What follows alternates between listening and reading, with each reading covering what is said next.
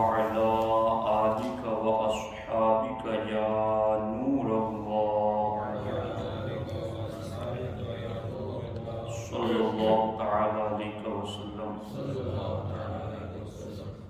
اللہ رب العزت کا بے پناہ فضل و کرم، احسان اور شکر ہے کہ اس رب کی توفیق سے میں اور آپ عصر کی نماز کے بعد سنی اجتماع میں شریک ہیں۔ اللہ ہم سب کو علم دین کی محفل سے کامل حصہ نصیب فرمائے۔ دوستان محترم، سرکار غوث الاعظم دستگیر پیران پیر رضی اللہ تعالی عنہ کی چند فرامین آپ کی خدمت میں پیش کرنا چاہتا ہوں۔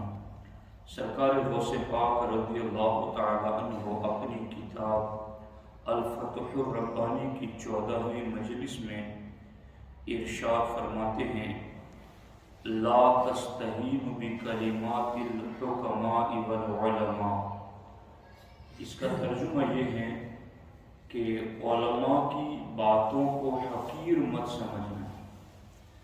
لا تستہین بکلمات الحکماء والعلماء، اے میرے مریدو، علماء کی باتوں کو حقیر مت سمجھنا۔ فَإِنَّ كَلَامَهُمْ دَوَاءٌ، اس لیے کہ علماء کا کلام یہ بیماری کی دوا ہے۔ یعنی یہ جو باطن کی روحانیت کی بیماریاں لگ جاتی ہیں، حسد کی، بغض کی، کینے کی، بدعقیدگی کی، تو ان ساری بیماریوں کی دوا علماء کا کلام ہے۔ اور سرکار غوث پاک فرماتے ہیں وَكَلِمَاتَهُمْ ثمرۃ وحی اللہ تعالی، اور علماء کا کلام یہ اللہ کی وحی کا نتیجہ ہوتا ہے۔ یعنی اللہ نے جو کچھ کہا ہے، عالم دین اس کا خلاصہ تمہیں بتاتا ہے۔ اور غوث پاک فرماتے ہیں لیس بینکم نبی موجود بصورت حتی تتبعوہ۔ غوث پاک فرماتے ہیں کہ اس وقت بظاہر تم کسی نبی کو نہیں دیکھ رہے ہو کہ دیکھ کے پیروی کرو، لیکن فَإِذَا اتَّبَعْتُمُ الْمُتَّبِعِينَ لِلنَّبِيِّ صلی اللہ علیہ وسلم الْمُحَقِّقِينَ فِي اتِّبَاعِهِ فَكَأَنَّمَا قَدِ اتَّبَعْتُمُوهُ۔ غوث پاک فرماتے اب تم اپنی آنکھوں سے بظاہر کسی نبی کو نہیں دیکھ رہے ہو کہ تم دیکھ کے ان کی پیروی کرو، تو غوث پاک کہتے ہیں اب تم ان کی پیروی کرو جو حقیقت میں نبی کی پیروی کرتے ہیں۔ اب تم ان کی پیروی کرو جو حقیقت میں نبی کی پیروی کرتے ہیں۔ وَإِذَا رَأَيْتُمُوهُمْ فَكَأَنَّكُمْ قَدْ رَأَيْتُمُوهُ، اگر تم نے حقیقت میں نبی کی پیروی کرنے والے عالم کو دیکھا تو تمہیں نبی کو دیکھنے کا ثواب ملے گا۔ سبحان اللہ، سبحان اللہ۔ یہ غوث پاک فرماتے اصحبوا العلماء المتقین، پرہیزگار عالموں کی سنگت اختیار کرو۔ سبحان اللہ۔ فَإِنَّ صُحْبَتَكُمْ لَهُمْ بَرَكَةٌ عَلَيْكُمْ، اس لیے کہ تمہارا ان کی سنگت میں بیٹھنا یہی تمہارے لیے برکت ہے۔ اب دیکھو یہاں پر میں ایک خاص بات غوث پاک کے حکم کے مطابق سمجھاتا ہوں کہ ہمارے لیے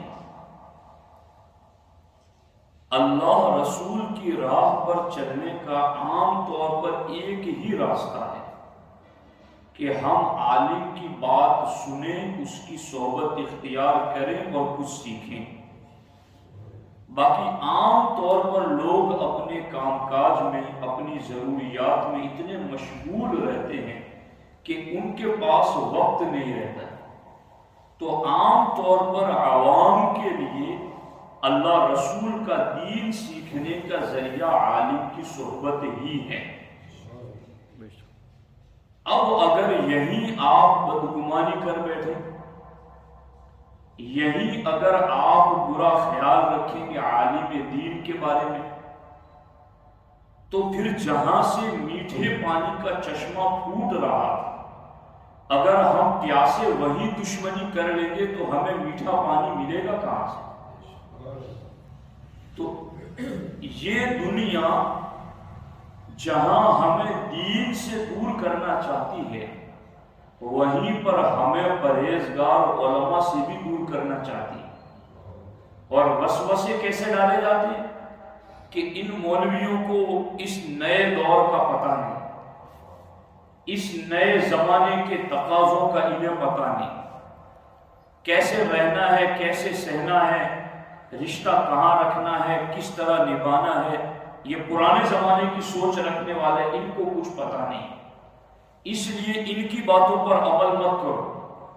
یہ اس طریقے سے باطل پرست لوگ علماء حق اور پرہیزگار عالم کے حوالے سے عوام کے دل و دماغ میں وسوسہ ڈالتے ہیں۔ اب اس کا نتیجہ کیا ہوتا ہے؟ اس کا نتیجہ یہ ہوتا ہے کہ جہاں سے آپ کو پانی ملنے والا تھا، آپ اپنی پیاس بجھانا بھی چاہتے ہیں اور اسی پنگھٹ سے ہی آپ نے دشمنی کر لی، اسی چشمے سے ہی آپ بدگمان ہو گئے۔ تو سرکار غوث پاک دستگیر ہے نا، دستگیر مانے مدد کرنے والا، گرتے کو تھامنے والا، پھسلنے والے کی دستگیری کرنے والا۔ تو غوث پاک نے ہماری یوں دستگیری کی کہ اے میرے مریدو، تمہیں دین پر چلنا ہے تو دین پر چلنے کے لیے تم علماء کی سنگت اختیار کرنا، علماء کے ساتھ بیٹھنا، ان کا کلام وحی الہی کا نتیجہ ہوگا، ان کی صحبت اور سنگت تیرے لیے نبی کی صحبت و سنگت کے مثل ہوگی۔ تو اپنی آنکھوں سے تو نبی کو دیکھ کر ان کی پیروی نہیں کر سکے گا، مگر جو پرہیزگار عالم نبی کی پیروی کرتا ہے تو اسی کی بات مان لے گا۔ تو یہ بھی غوث پاک کا ایک دستگیری کرنے ہی کا انداز ہے کہ آپ نے صدیاں گزر گئی مگر ہماری دین دے کر، علم سکھا کر ہماری دستگیری فرمائی کہ تم اس طریقے پر چلتے رہنا۔ اب سرکار غوث پاک رضی اللہ تعالی عنہ آگے کہتے ہیں، اب آپ کہیں گے کہ کئی علماء ایسے بھی تو ہم دیکھتے ہیں جو نماز نہیں پڑھتے، جو ایک مشت داڑھی بھی رکھتے ہیں، جو کھلے عام گناہ کرتے ہیں۔ تو غوث پاک نے اسی الفتح الربانی میں آگے ارشاد فرمایا، لا تصحب العلماء الذین لا يعملون بعلمهم، ان علماء کے قریب بھی نہ جانا جو اپنے علم پر عمل نہیں کرتے۔ وہ تجھے بھی بدعمل بنا دیں، وہ تجھے بھی دین سے دور کر دیں گے، وہ تیرے سامنے بھی دین کو ہلکا کر دیں گے، چونکہ اس کی سنگت میں بیٹھ کر آپ دیکھیں گے کہ وہ گالیاں بول رہا ہے، وہ تاک جھانک کر رہا ہے، وہ گناہ کی طرف جا رہا ہے، تو آپ کہیں گے جب ایک عالم ہی کر رہا ہے تو میں کروں اس میں کیا بڑی بات، کہتے ہیں نا لوگ۔ تو غوث پاک فرماتے ہیں ایسے کی صحبت میں مت بیٹھنا، اس کے قریب بھی نہ جانا۔ فَإِنَّ صُحْبَتَكُمْ، اس لیے کہ لَهُمْ شُؤُمٌ عَلَيْكُمْ، اس لیے کہ ایسے بد عمل عالم کی سنگت میں بیٹھنا یہ تیرے لیے نحوست ہے، یہ تیرے لیے نحوست ہے۔ اور غوث الاعظم دستگیر فرماتے ہیں، اذا صحبت من هو اکبر منك في السن ولا تقوى له ولا علم له كانت صحبتك له شؤما عليك۔ غوث پاک فرماتے ہیں اگر تو عمر میں اپنے سے کسی بڑے کی صحبت میں اختیار بیٹھے، عمر میں تجھ سے بڑا ہے، لوگ کہتے ہیں نا کہ بھائی بڑے لوگوں سے کچھ تجربے سیکھ لینے چاہیے، ان کے ایکسپیرینس کا کچھ نہ کچھ ہمیں فائدہ حاصل کر لینا چاہیے۔ غوث پاک فرماتے اذا صحبت من هو اکبر منك في السن، کہ عمر میں جو تجھ سے بڑا ہے، جب تم اس کی صحبت میں بیٹھے ولا تقوی لہو، لیکن وہ بڑا پرہیزگار نہیں ہے، دیندار نہیں ہے، ولا علم لہو، اور اس کے پاس دین کا علم بھی نہیں ہے، کانت صحبتک لہو شؤما علیک، تو پھر تیرا اس کے ساتھ بیٹھنا تیرے لیے نحوست ہے، تیرے لیے محرومی ہے۔ یعنی آپ اس کو نارمل مت سمجھیں، یہ چیز ہماری زندگیوں کو بدلنے والی ہے۔ یعنی یہ جو ہماری نوجوان نسل، بچے ہوں یا بچیاں ہوں، ان میں 90% برائی کے اثرات غلط صحبتوں کی وجہ سے، غلط سنگتوں کی وجہ سے۔ تو غوث پاک تو کہتے ہیں کہ اگر کوئی عالم بھی اپنے آپ کو کہیں مگر بد عمل ہے تو اس کی صحبت میں مت بیٹھنا، اگر تو اس کی صحبت میں بیٹھا تو محروم رہے گا، اور اگر کوئی تجھ سے عمر میں بڑا ہے مگر پرہیزگار نہیں ہے، اس کے پاس دین کا علم نہیں ہے، تو غوث پاک کہتے ہیں اب تو اس کی بھی سنگت میں مت بیٹھنا ورنہ تو بھی محروم ہو جائے گا۔ تو بہت اہم چیز ہے، جس دل سے میں کہہ رہا ہوں، اگر آپ اس اعتبار سے اس کو سمجھنے کی کوشش کریں۔ میں نے کئی ایسے بھٹکے ہوئے لوگوں کو دیکھا کہ جو پرہیزگاروں کی سنگت میں بیٹھے، اللہ نے پرہیزگاری کی خوشبو سے بھی عطا کر دی، اور کئی ایسے بہکتے ہوئے کو بھی دیکھا کہ جو کچھ نیکیاں کر لیتے تھے مگر بد عمل فاسق و فاجر کی سنگت میں بیٹھے تو وہ بھی برے ہو گئے۔ تو غوث پاک نے ہماری زندگی پر اثر کرنے والی 90% جو چیز تھی اس کی نشاندہی کر دی کہ تم ایسا کرنا اور ایسا نہ کرنا۔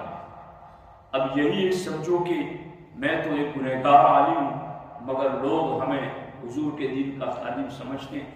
اب آپ اتنی دیر اس علم دین کی سنگت میں بیٹھے تو آپ کو غوث پاک کے فرامین کی کتنی خوشبو ملے گی، اسی محفل کو سمجھ لیجیے۔ اب اس پر میں آپ کی خدمت میں آگے بات عرض کرتا ہوں۔ غوث پاک فرماتے اعمل للہ تعالی، اب تو عمل کر مگر صرف اللہ کی رضا کی، صرف اللہ کی، ولا تعمل لغیرہ، اللہ کے علاوہ اوروں کے لیے عبادت مت کر کہ کوئی دیکھے گا تو تجھے نمازی کہے گا، کوئی دیکھے گا تو تجھے پرہیزگار، اوروں کے لیے مت کر، اللہ کی رضا کے لیے عمل کر۔ اترک لہ ولا تترک لغیرہ، اللہ اکبر، کسی کو چھوڑنا ہے تو اللہ کی رضا کے لیے چھوڑ۔ اگر کچھ چھوڑنا ہے کہ یہ چیز مجھے چھوڑ دینی، اس سے میرے دین کا دنیا کا نقصان ہے، تو اترک لہ، اگر کوئی چیز تو چھوڑنا چاہے تو اللہ کی رضا کے لیے چھوڑ۔ ولا تترک لغیرہ، بندوں کو اور لوگوں کو خوش کرنے کے لیے چھوڑتا ہے تو اس کا کیا فائدہ؟ غوث پاک فرماتے ہیں العمل لغیرہ کفر والترک لغیرہ ریاء۔ غوث پاک فرماتے ہیں لوگوں کے لیے عمل کرنا یہ تو انکار کرنا ہے، یہ تو انکار کرنا ہے کہ اللہ نے کہا تھا کہ تجھے عمل اللہ کے لیے کرنا ہے، مگر لوگوں کے لیے تو عمل کر رہا ہے تو انکار کرنے والا ہے۔ وَالتَّرْكُ لِغَيْرِهِ رِيَاءٌ، اور لوگوں کے لیے اگر کچھ چھوڑتا بھی ہے تو لوگوں کے لیے چھوڑتا ہے۔ الرِّيَاءُ، غوث پاک فرماتے یہ تو ریاکاری ہے، یہ تو دکھاوا ہے۔ غوث پاک فرماتے مَن لَا يَعْرِفُ هَذَا، دھیان ہے آپ کا، مَن لَا يَعْرِفُ هَذَا، غوث پاک کہتے ہیں جس نے یہ بات نہیں جانی اور جس نے اس اصول کو نہیں پہچانا، وَيَعْمَلُ غَيْرَ هَذَا، اور اس کے خلاف عمل کرتا رہا، فَهُوَ فِي هَوَسٍ عَنْ قَرِيبٍ يَأْتِي الْمَوْتُ يَقْطَعُ هَوَسَكَ، اگر اس نے اس اصول کو نہیں جانا اور اس اصول کے خلاف ہی عمل کرتا رہا تو غوث پاک کہتے ہیں وہ ہوس پرستی میں مبتلا ہے، یعنی وہ اپنے نفس پر چل رہا ہے۔ ان قریب یاتی الموت، ان قریب موت آ جائے، یقطع ہوسک، اور وہ موت تیری ہوس کو توڑ دے گی۔ تو اس سے پہلے کہ موت آئے اس اصول پر عمل کر کہ جو کرنا ہے وہ اللہ کی رضا کے لیے، جو چھوڑنا ہے وہ اللہ کی رضا کے لیے، تیرا دل صرف خدا کی طرف متوجہ۔ یعنی اس سے بڑا نقصان کیا ہوگا کہ بندہ کام بھی کرے اور اجر بھی نہ ملے۔ یہ تو پرلے درجے کی جہالت اور بے وقوفی ہوگی نا، کہ آدمی عمل بھی کرے اور ثواب سے محروم ہو جائے۔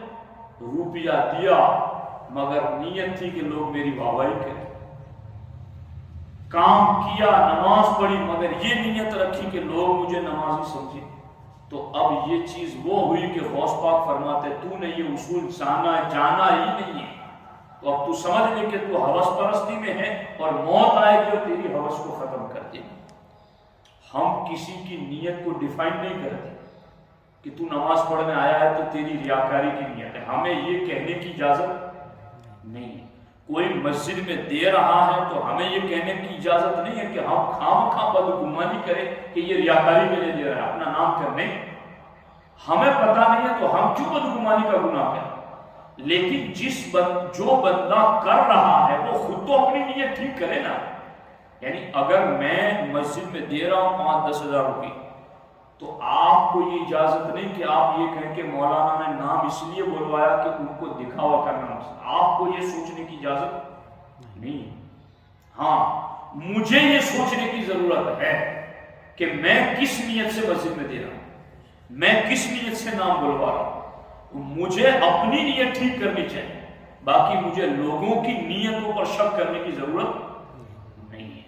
اب میں اس پر ایک فرمان غوث پاک کا پیش کر کے پھر گفتگو کو ختم کرتا ہوں، اور یہ بہت اہم فرمان ہے۔ سرکار غوث الاعظم دستگیر رضی اللہ تعالی عنہ الفتح الربانی کی پہلی مجلس میں ارشاد فرماتے ہیں، قد قنعت من طاعت الحق بقول لا الہ الا اللہ محمد رسول اللہ۔ غوث پاک فرماتے ہیں اللہ کی فرما برداری میں بس تو نے کلمہ پڑھنا ہی مانا ہے، یعنی صرف کلمہ پڑھنا ہی اللہ کی فرما برداری اور تو اسی پر ٹھہر گیا، تو نے اسی پر اکتفا کر لیا کہ بس میں نے کلمہ پڑھ لیا اور اللہ کی اطاعت کر لی۔ غوث پاک فرماتے ھذا لا ينفعک حتی تضیف الیہ شیئا آخر۔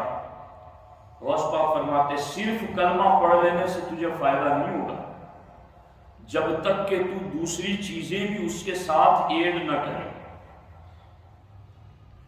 سمجھ آ رہی ہے کہ نہیں؟ غوث پاک فرماتے ہیں کہ اللہ کا حکم ماننے میں صرف تو نے کلمہ پڑھنا ہی سمجھا ہے کہ بس کلمہ پڑھا اور اللہ کا حکم مان لے۔ ھذا لا ينفعک حتی تضیف الیہ شیئا آخر، جب تک کہ تو دوسری چیزوں کو بھی ایڈ نہیں کرتا تب تک یہ تیرا کلمہ پڑھنا تجھے فائدہ نہیں دے گا۔ وہ کیا چیزیں ہیں جو ایڈ کرنی ہے؟ غوث پاک فرماتے الایمان قول و عمل۔ غوث پاک فرماتے ایمان کلمہ پڑھنے کا بھی نام ہے اور اس پڑھے ہوئے کلمے پر عمل کرنے کا بھی نام ہے۔ یعنی صرف کلمہ پڑھ لینا ہی ایمان نہیں ہے، کلمہ پڑھو اور پھر کامل ایمان یہ ہے کہ پڑھے ہوئے کلمے پر تم عمل بھی کرو، یہ ہے کمال ایمان۔ غوث پاک فرماتے لا يقبل منک ولا ينفعک الا اذا اتیت بالمعاصی۔ اب دیکھو توجہ سے سننا، غوث پاک فرماتے ہیں کہ تو نے کلمہ پڑھا تو یہ کلمہ صرف کلمہ پڑھ لینے سے تجھے کامل فائدہ نہیں ہوگا جب تک تو دوسری چیزیں ایڈ نہ کرے۔ تو غوث پاک سے پوچھا گیا کہ اب تو دوسری چیزیں کیا ایڈ کرنی ہے؟ تو غوث پاک فرماتے ایمان کلمہ پڑھنے کا بھی نام ہے اور اس پڑھے ہوئے کلمے کے تقاضوں پر عمل کرنے کا بھی نام ہے۔